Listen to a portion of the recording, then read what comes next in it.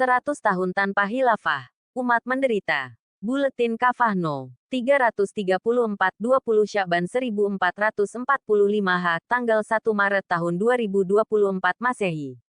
Bulan ini genap 100 tahun kaum muslim di seluruh dunia hidup tanpa naungan khilafah. Pada tanggal 3 Maret 1924 per 28 Rajab 1342 H. Inggris melalui anteknya, Mustafa Kemal Atatürk, berhasil menghasut sebagian rakyat dan tokoh Turki untuk mengabolisi khilafah. Saat itu kaum muslim sudah mengalami kemerosotan dalam pemikiran Islam. Mereka sudah dipecah belah dengan paham nasionalisme. Kepemimpinan Khilafah Utsmaniyah kala itu pun sudah lemah. Akibatnya, khilafah tidak sanggup menghadang makar Mustafa Kemal Atatürk. Akhirnya, Majelis Agung Nasional Turki resmi membubarkan kekhalifahan Utsmani. Mereka bahkan mengusir khalifah terakhir, Sultan Abdul Majid II, keluar dari Turki. Mustafa Kemal merupakan keturunan Yahudi Dunamah yang begitu membenci Islam. Setelah menghancurkan khilafah, antek Inggris ini lalu melakukan pengrusakan umat melalui program westernisasi. Antara lain menghapus syariah Islam, memberlakukan undang-undang sekuler, membebaskan peredaran minuman keras dan pesta dansa pria wanita, melarang jilbab bagi muslimah, melarang penggunaan bahasa Arab, serta bertindak represif terhadap para ulama yang tetap istiqomah dalam keislaman. Kebijakan ini dipuji-puji oleh Barat dan para pengikutnya sebagai modernisasi Turki. Padahal semua itu hakikat adalah penghancuran peradaban Islam. Hilangnya perisai umat. Imam atau khalifah disebut oleh Nabi SAW sebagai perisai yang melindungi umat. Sabda beliau, "Sungguh imam khalifah adalah perisai, orang-orang berperang di belakang dia dan berlindung kepada dirinya." Hadis riwayat Muslim. Imam Al-Mawardi dalam kitabnya, Al-Ahkam As-Sultaniyah, menyebutkan bahwa imamah menempati posisi sebagai pengganti kenabian dalam menjaga agama dan urusan dunia. Ketika khilafah Islamiyah lenyap, hilang pula perisai yang melindungi umat. Karena itu pembubaran khilafah Islamiyah adalah bencana besar untuk dunia Islam. Tanpa khilafah, berbagai krisis melanda tanpa bisa dihentikan. Umat kehilangan pelindung dan pembela mereka. Tanpa khilafah, kehormatan, harta dan darah umat ditumpahkan dengan murah oleh Barat. Ada sejumlah derita besar yang dialami umat pasca keruntuhan khilafah. Pertama, persatuan umat muslim tercabik-cabik oleh paham nasionalisme dan negara bangsa, nation state, yang dipromosikan Barat, terutama Inggris. Kaum muslim yang semula hidup dalam persatuan di bawah naungan khilafah terpecah menjadi lebih dari 50 negara bangsa. Paham nasionalisme ini menambah derita umat. Umat menjadi tidak saling peduli satu sama lain. Nasionalisme bahkan sering memicu konflik dan perang antar sesama muslim. Ada perang Irak-Iran tahun 1980 sampai tahun 1988.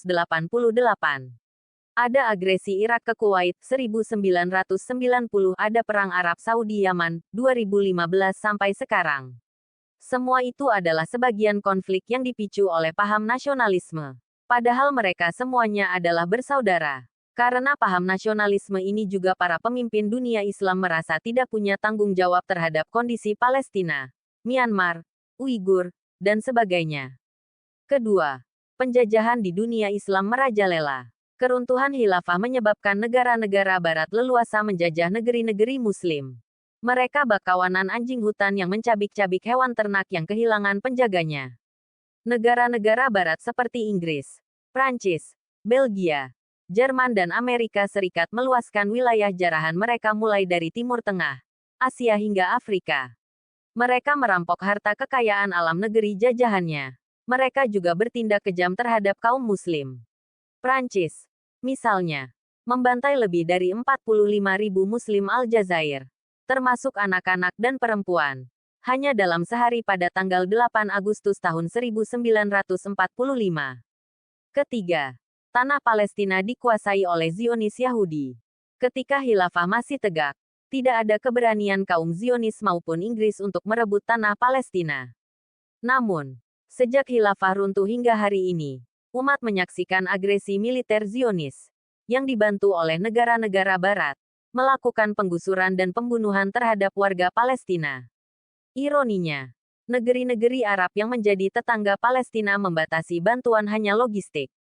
Mesir malah meninggikan pagar tembok pembatas negerinya dengan Rafah untuk mencegah warga Palestina mengungsi ke wilayahnya. Persekutuan dengan Yahudi juga dilakukan oleh Turki di bawah Erdogan, termasuk sejumlah negeri Arab lain. Keempat, umat Muslim terancam genosida. Dunia menjadi saksi atas bisunya para pemimpin dunia Islam terhadap pembantaian di Srebrenica pada tahun 1995 oleh militer Kristen Ortodoks Serbia Bosnia. Korban Muslim yang tewas diperkirakan lebih dari 50.000 jiwa. Aksi genosida dilakukan tidak mencapai 1 bulan. Hari ini para pemimpin Muslim juga diam atas genosida Muslim Rohingya dan Muslim Uighur, juga Gaza dan Rafah. Kelima, perampokan sumber daya alam milik kaum Muslim oleh berbagai korporat negara-negara Barat. Hilangnya khilafah menjadikan banyak perusahaan asing dari Barat bebas merampok berbagai sumber daya alam di tanah kaum Muslim seperti aneka mineral, minyak dan gas bumi dikuasai oleh perusahaan-perusahaan asing. Hal itu dilakukan baik secara ilegal maupun legal lewat undang-undang yang mereka rancang untuk kemudian diberlakukan para penguasa boneka. Tragisnya, banyak penduduk setempat yang tetap dalam kemiskinan, sementara kekayaan alam mereka dikeruk pihak asing. Perusahaan Freeport di Papua, misalnya, pada tahun 2023 menghasilkan 1,9 juta ons emas, sementara Papua sendiri adalah provinsi termiskin di Indonesia menurut data BPS. Keenam, gerakan pemurtadan dan perang pemikiran oleh Barat makin merebak. Kaum misionaris menyebar di negeri-negeri Muslim untuk memurtadkan umat. Kehadiran mereka disokong oleh negara-negara Barat sebagai bagian dari imperialisme dengan prinsip gold, gospel and glory. Ketiadaan khilafah sebagai pelindung umat juga memudahkan Barat melakukan perang pemikiran, al-Ghazu al-Fikri, terhadap umat.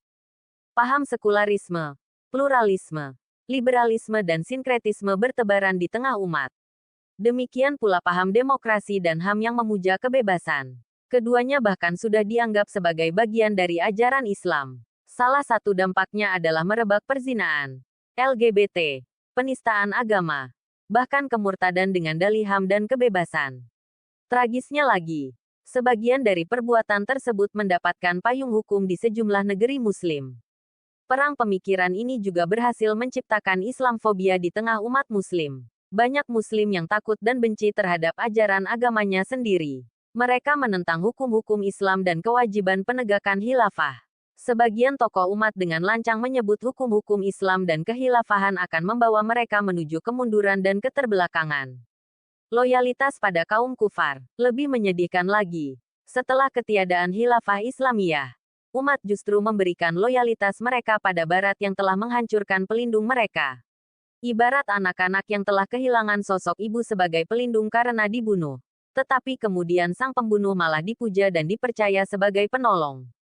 Kita melihat hari ini umat begitu mempercayai solusi yang dibawa oleh negara-negara Barat seperti AS, Inggris, Prancis bakal menyelamatkan mereka. Umat juga mempercayai lembaga internasional bentukan Barat seperti PBB, IMF, World Bank sebagai pihak yang tulus akan menolong mereka dalam setiap kesulitan.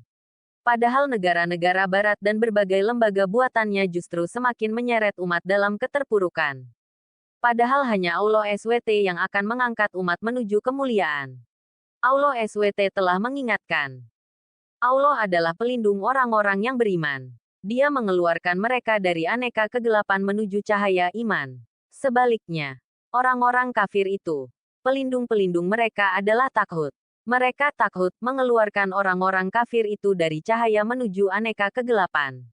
Mereka itulah para penghuni neraka. Mereka kekal di dalamnya. TQS Al-Baqarah 2:257. Wahai kaum Muslim, menerapkan hukum-hukum Allah dan menegakkan khilafah adalah kewajiban nyata. Para ulama telah menyebut khilafah sebagai perkara yang telah dipahami urgensinya, malum min ad-din bi'at darurah. Menjalankan syariah dalam institusi khilafah adalah pembuktian ketaatan seorang hamba kepada Allah SWT. Hari ini telah sampai 1 abad umat tidak memiliki perisai yang melindungi mereka. Tanpa khilafah, berbagai bencana besar telah terjadi tanpa bisa dicegah dan tanpa penolong bagi umat. Oleh karena itu bersegera menegakkan khilafah sebagai perisai umat adalah kewajiban. Al-Qadi Alim Syekh Taqiyuddin An-Nabhani rahimahullah mengatakan bahwa berdiam diri dari upaya menegakkan khilafah adalah salah satu kemaksiatan terbesar. Sebabnya, ketiadaan khilafah menyebabkan hukum-hukum Islam terabaikan seperti di bidang muamalah, pidana, jihad, politik dan kenegaraan. Wajib kita mengangkat seorang khalifah yang kita bayat untuk menjalankan syariah Islam dan menyebarkan Islam ke seluruh penjuru dunia dengan dakwah dan jihad. Rasulullah SAW telah bersabda, siapa saja yang melepaskan tangannya dari ketaatan kepada imam khalifah, ia pasti dengan bertemu Allah pada hari kiamat nanti tanpa argumen untuk membela dirinya. Siapa saja yang mati dalam keadaan tidak ada bayat di lehernya, maka ia mati dengan cara mati jahiliyah. Hadis riwayat Muslim. Hikmah. Imam Ahmad bin Hanbal rahimahullah, dalam sebuah riwayat yang dituturkan oleh Muhammad bin Auf bin Sufyan al-Hamasi, menyatakan, fitnah bencana akan muncul jika tidak ada imam khalifah yang mengatur urusan manusia. Abu Ya'la al-Farawi, Al-Ahkam As-Sultaniyah, Helm, 19.